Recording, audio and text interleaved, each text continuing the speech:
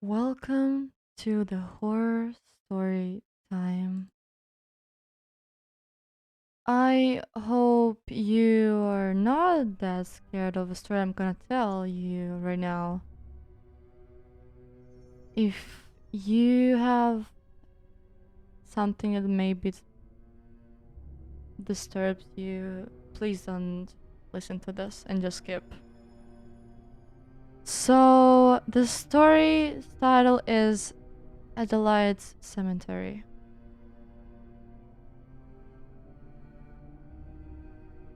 Death was accompanied by the patters of nurse rubber-soled shoes marching briskly along linoleum floors.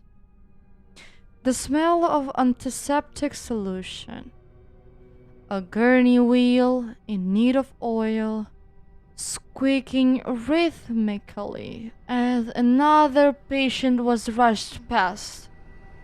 Starchy, white sheet, and the sharp and angular shapes of nurse haired dresses.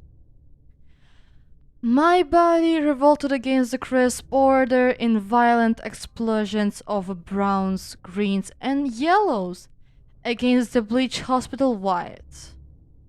Veins stood out on my small, pale neck, and spittle flew from my mouth as I screamed. The cool bed sheet, tucked with the neat and stern hospital corners, were twisted into angry, damp knots against my writhing body. I'm ordinarily a neat and demure person, so you can imagine my cringing in horror at this loud, violent, and messy departure. I shudder when my mind invariably drifts to remember it. I'm happily brought my back to the present by the distant iron clang of the cemetery gate.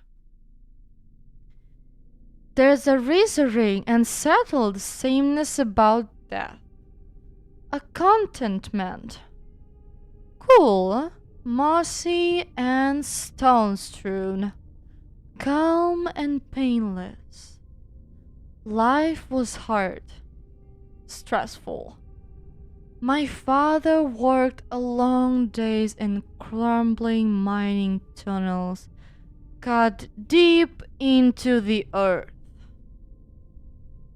He would return with his face etched deeply with the coal dust, collapsing into wheezy snores on the small, hard bed.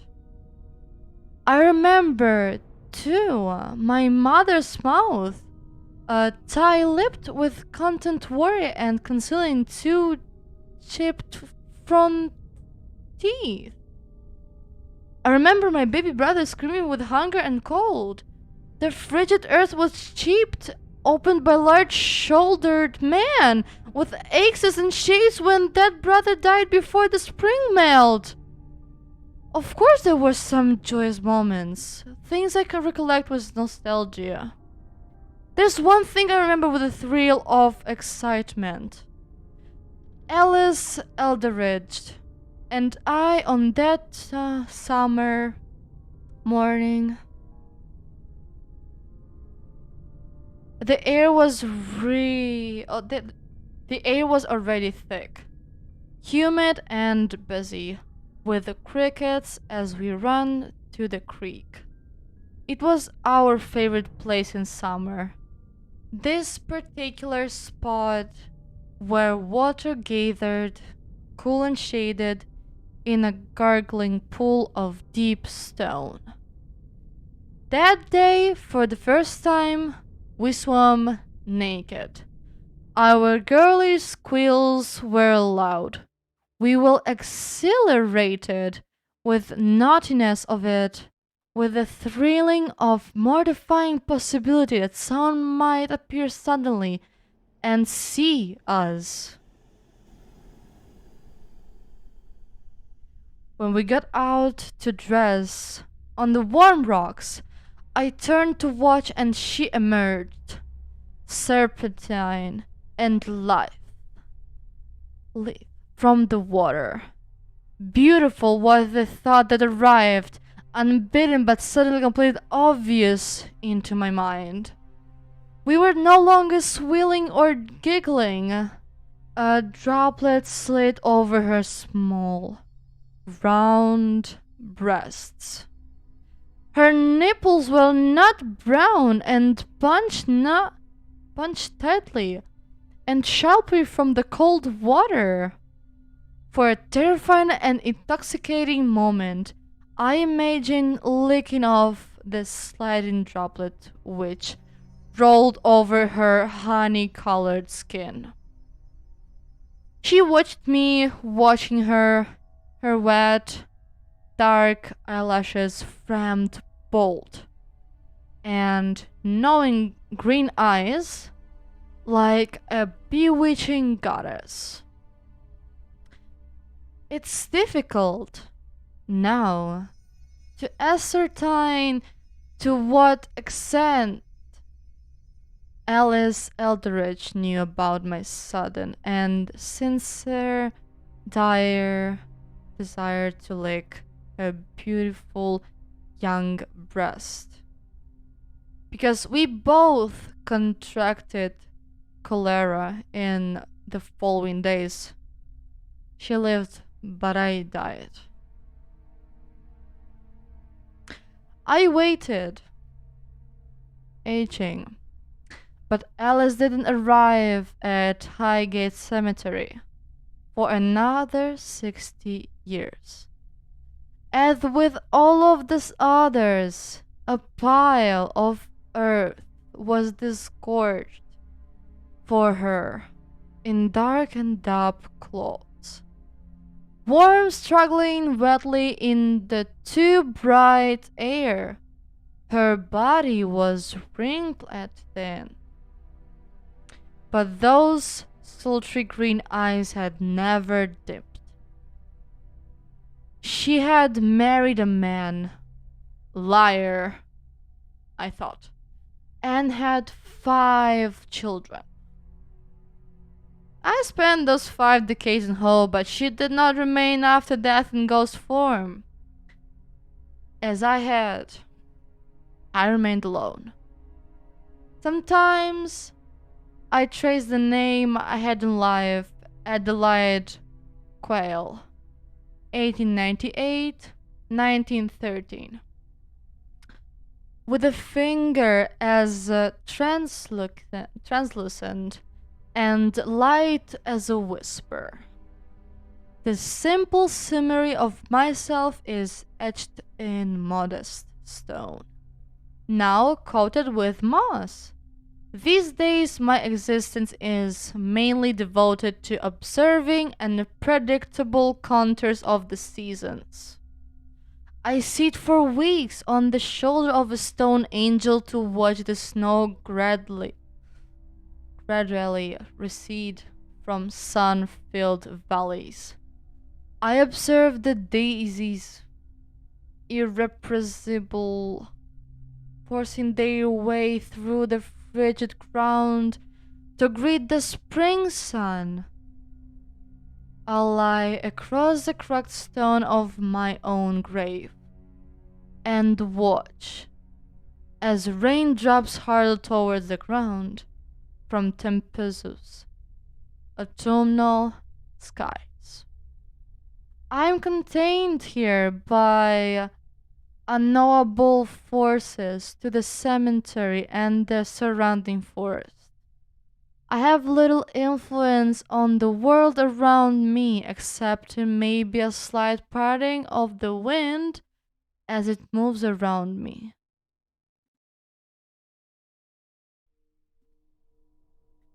I'm impervious to dirt and mud. Invisible even after bathing in stagnant September moose swamps or lying across summer-baked dirt road. In swirling, freezing winter mornings, my bare feet leave barely perceptible prints as I wander across the lightness drift I'm unnoticed by all but the lightest and most alert insects and birds, which I can occasionally convince to briefly perch on my insubstantial form. I spend some of my time in the warmer month accompanying tour groups of motley children on school excursions.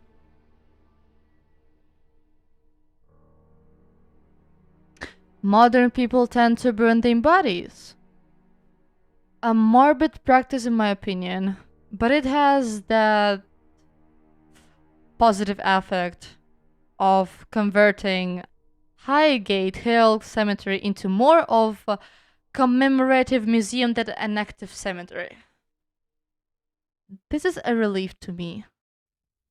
Although I am without a body, I'm not without feelings, and I used to find the wailing of grieving widows and the cries of children at the graves of recently dead loved ones very distressing.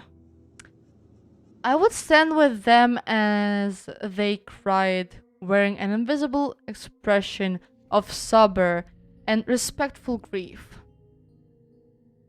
Now, instead, I join the children as they crowd around information boards about local history, or in front of graves or mausoleums.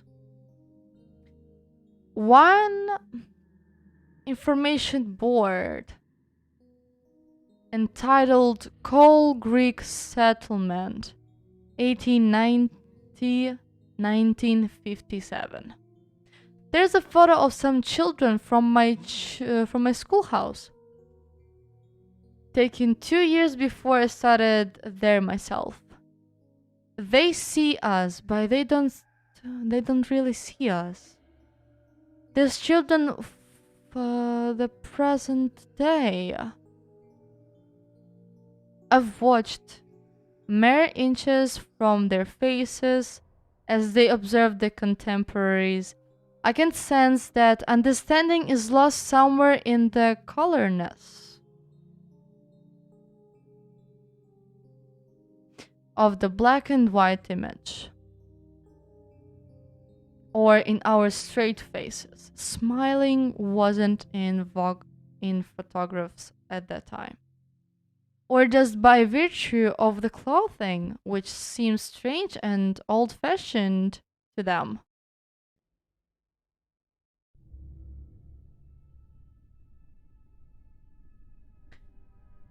We're not so different, you know, I explained, although they don't hear me. The tour guide does nothing to help. My grave, for example, is used to describe the cholera epidemic which gripped the valley in the early 20th century. It was allegedly caused by the town's water supply running through the corpse men crushed in a mining disaster. Not a fact that I reveled in finding out about. Well, there's more to know about me than that, I say irritably. But this woman was born in 1981, so I can't blame her for knowing every little about history. There's a fir tree near my grave which outdates this alleged expert of the past by 2 decades. She tells the children about my graphic death at only 15 years old of age. Uh, this death of mine, she points out, was 1 year before the outbreak of the Great War. This provides a convenient segue to shepherd the trotting children to the next stand of graves. Some days I find it insulting that my death is used as merely a pivoting point towards more important and famous death, but perhaps I'm being overly sensitive. The children, by this point, as usually glazed, this is unsurprising. How can children root themselves in the shifting sands of the past with facts and figures? 60 men dead in a mine collapse in 1913 at Coal Creek. 20 million dead in the First World War. Better to tell them that Bert Lawrence, visible in the front row of the schoolhouse photo, has a visibly wet nose because he cried on the first day of school. Or that the frizzy-haired Maggie Aldridge, Middlewright, sister of the aforementioned Alice, was in love with Thomas Woodburn, Backwright. Or that we would all have snowball fights outside of the schoolhouse when school finished on the last day before our Christmas break. If only I could tell them, I think with wicked glee about Alice, wet breast glistening, smiling at me with sultry confidence. Then they would understand, I think, that the young people in the faded photograph were not different from themselves. On a cool autumn morning, one girl from among another group of shuffling and sniffing school children looked at my grave and said, to no one in the particular, Adelaide Quail. Adelaide like the city in Australia, and Quail like the bird.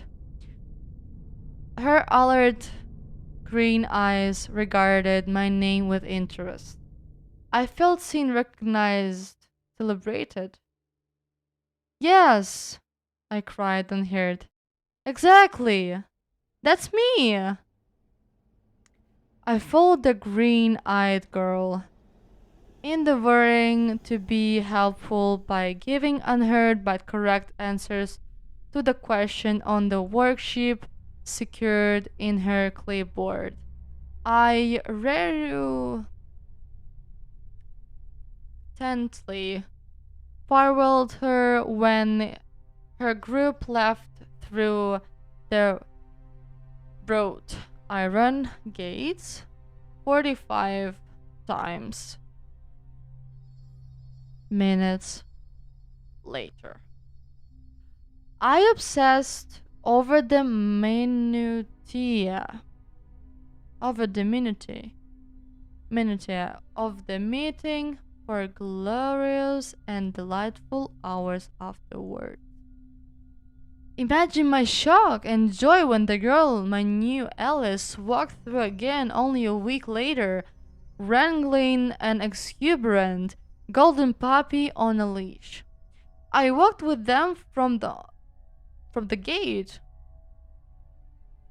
and the other, telling her about the changing of the seasons, about the hospital with its clean white surfaces, about my family, and about the schoolhouse.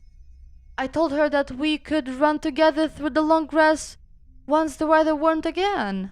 We could run to the creek. I could show her the spot, the cool, sheltered spot where the water is deep. The air would be hot, and we could drape our dresses on the warm rock while we swam together. The first sprinkling of snow dusted the top of the immense, distant ranges, an event I usually watched for. But I was too distracted to notice. Being unseen and unheard had previously only been a mild annoyance. But now it was torturous.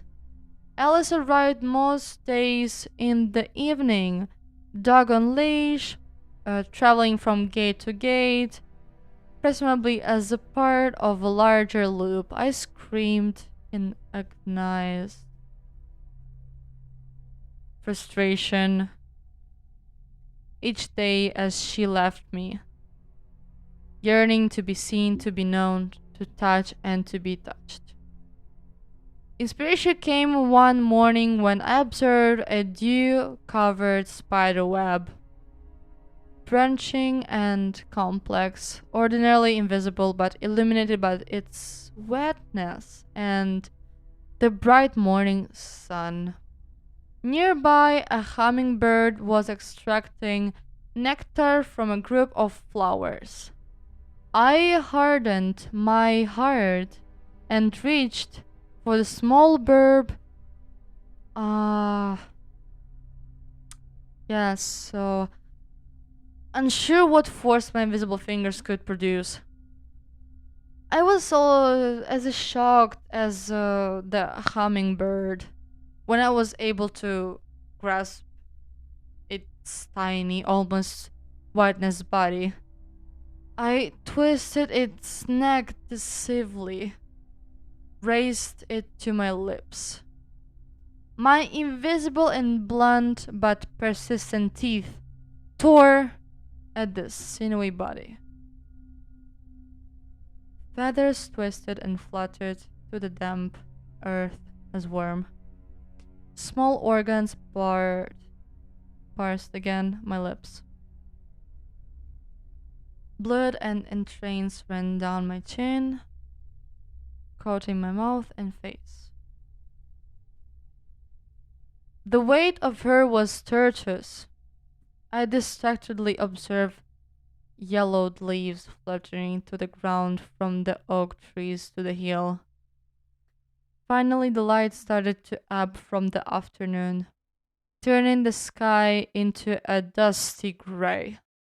I heard her approaching and stood at the gate's entrance, whiling my nervous mouth, the contours of which I hoped were now, at least, visible into a smile greeting. At first, I thought that my plan had failed. They were only a few steps away and continued unconcernedly. Suddenly, though, the dog stopped, eyes fixed on my face, and uttered a low growl. The girl, confused and worried, stopped as well. She looked at the dog and followed its gaze to the space where I stood in front of them. My smile widened. I was exhilarated by the scheme, ready, for the first time in over a century, to be seen. My Alice stumbled backwards, her eyes wide and a scream beginning in her throat. There was a perfect moment before she ran, where we looked right into each other's eyes.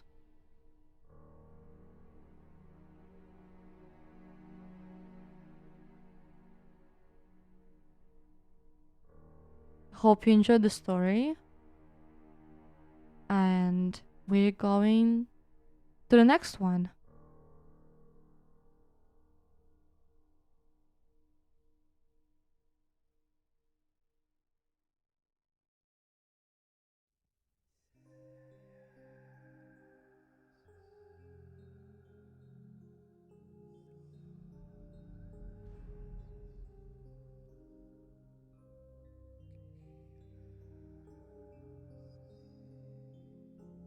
Welcome to part 2 of reading stories, horror stories for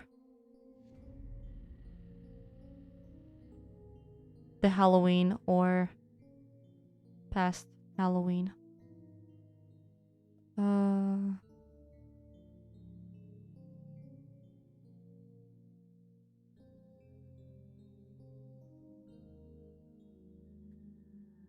Still, again, this story contains themes or mentions of physical violence, gore, or abuse. This is a disclaimer. So if you are one of these things and you suffer, please don't read this. The title of the story is Riverless.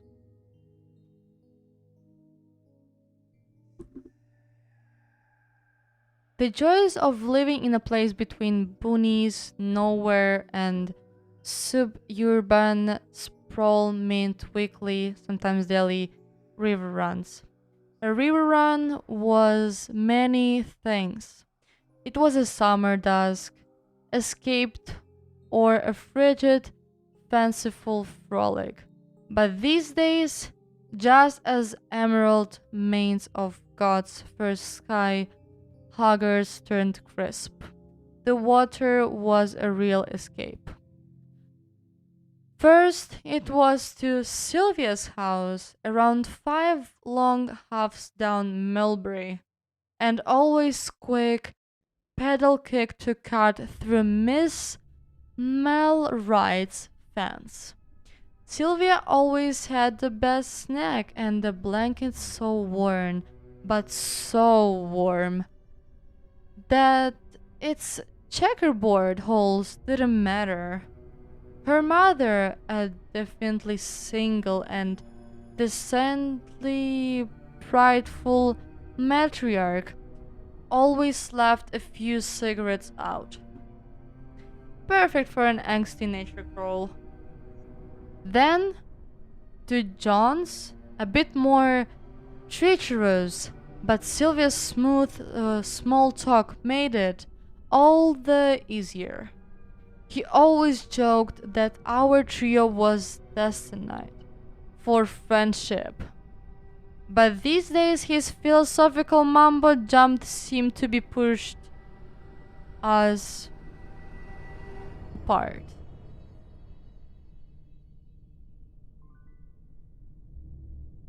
To be pushing us apart. His father was always the religious type.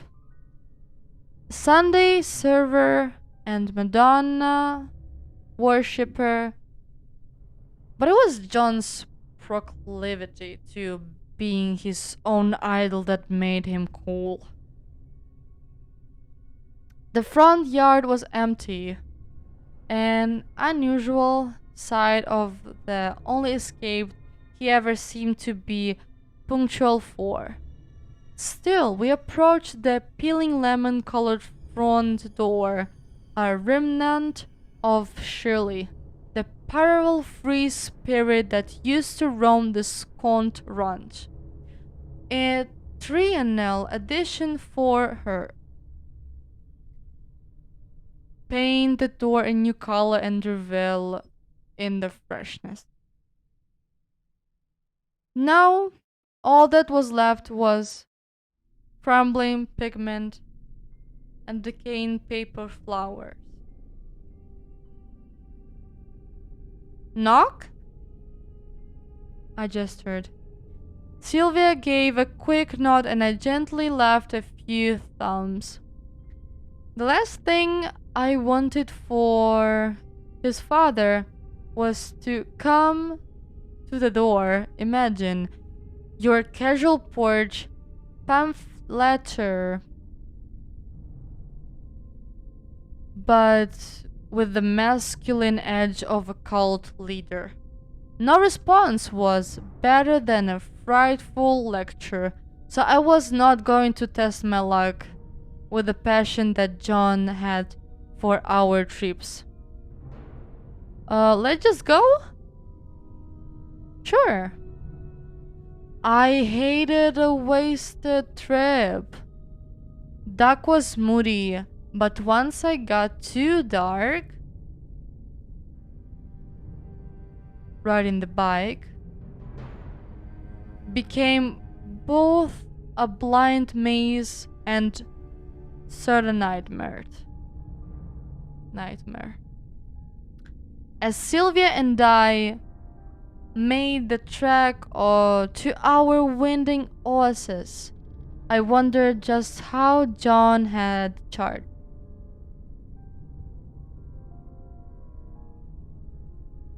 John had changed. I knew losing Shirley couldn't be easy. It wasn't for any of us. But just how had his gentle nature been swiftly stolen by godly worship and reverent aspirations? The gentle clearing of peat trees and granite plateau was our favorite spot. He was there, sat atop this immaculate bank with his buckets. God, why did he insist on bringing buckets? Sure, I was none to judge the coping mechanism out of sudden defiant son, but was a surplus of doomsday style preparation necessarily?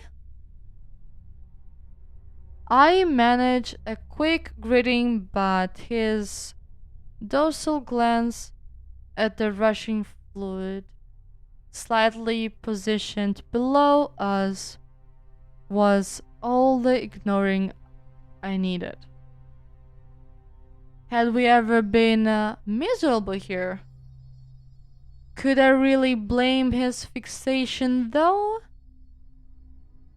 In the autumn light, the river was so clear.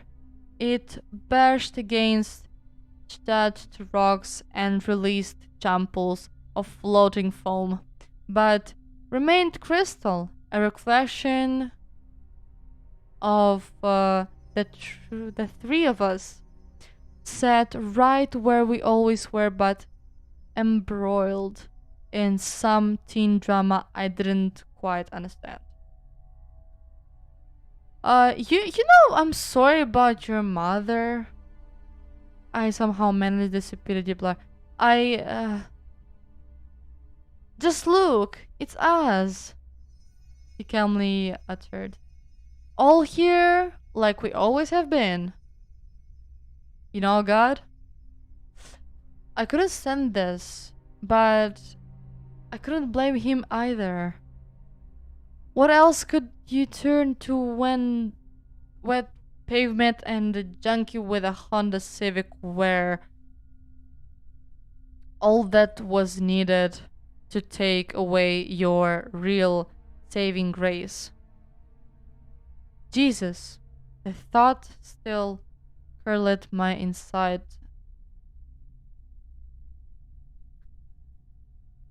Mercifully, Sylvia was a self-proclaimed extrovert, a real master of telemarketer flair, or this river run really would have been over.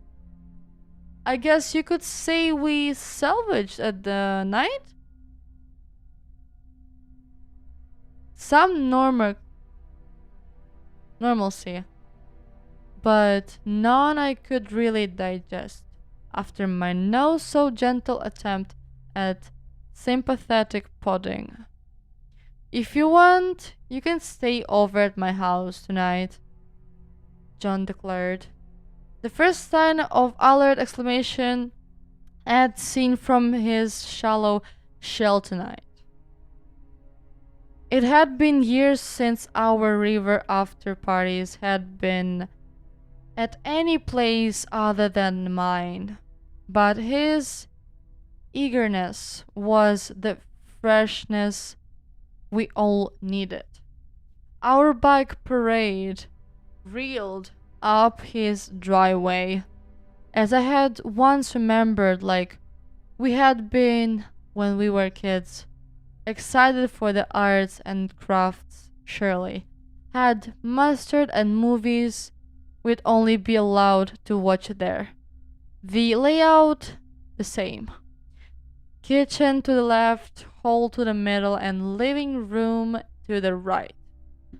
His bedroom had almost become ours. Sylvia and I joked we'd all move in one day, but that ended when his father started working from home over some spiritual retreat he'd spent a week at. As strange and unmistakably void the air of our friendship had become, the atmosphere had finally failed to shift. Perhaps the absence of religious figurines,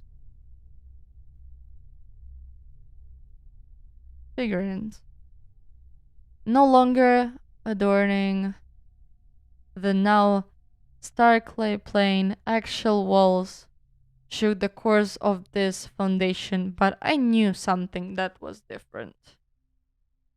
We were finally taking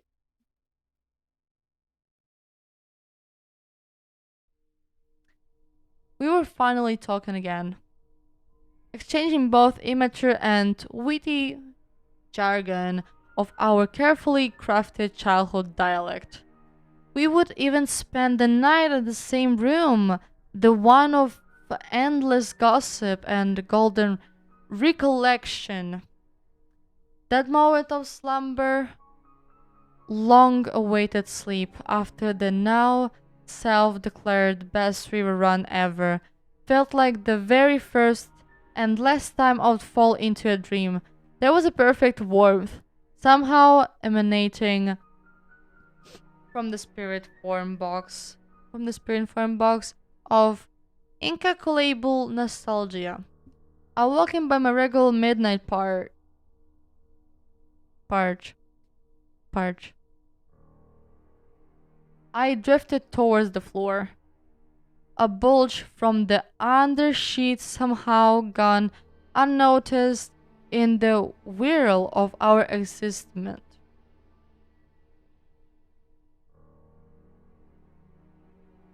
Caught my foot. Kneeling down, lifting. His face, his father's grimace, still stern, unabashed to its dead muscle and bloodless complexion, started back. Fear. Fear was all I could imagine, not just at the sight of a corpse, but at the eyes of the man, the figure who had been the source of prolonged sleepovers at my house and frequent diner gossip around town. God, how could I have been so stupid? He was left with him, just him. Why hadn't I reached out?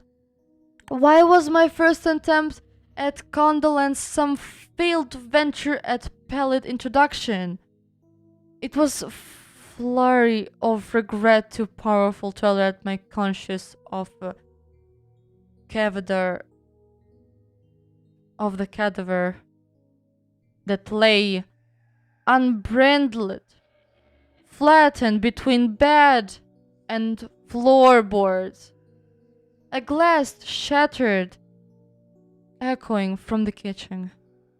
I stumbled heavily towards the door, my walk muddied but direction light. A broken mirror, almost as clear as that autumn street.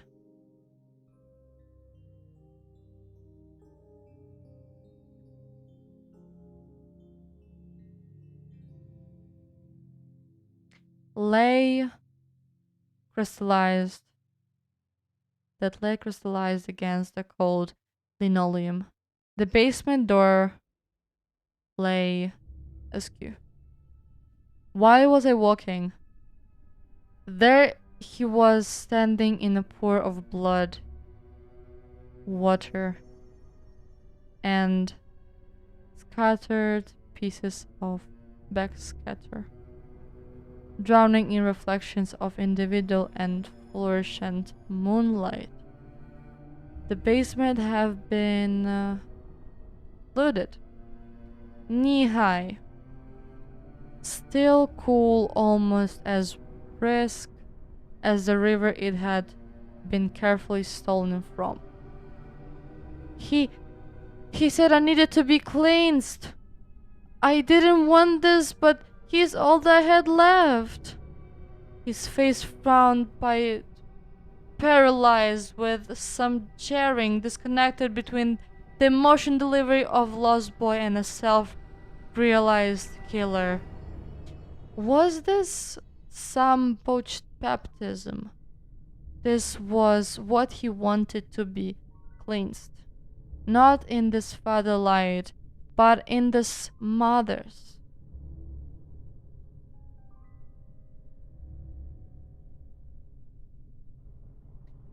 The river was our escape.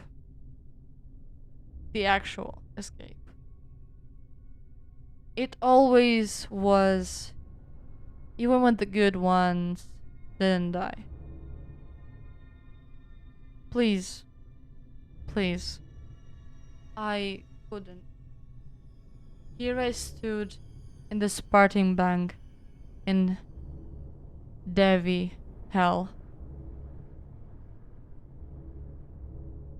And this was story number 2. I hope you enjoyed. And for the next time, for the next video, I'll give another. All the instruments that you need for the next video will be under the video. All the socials. And also the Discord. So, if you enjoyed today's video, the spooky video for the Halloween, don't forget to like, leave a comment, and subscribe. My name is Miyazaki.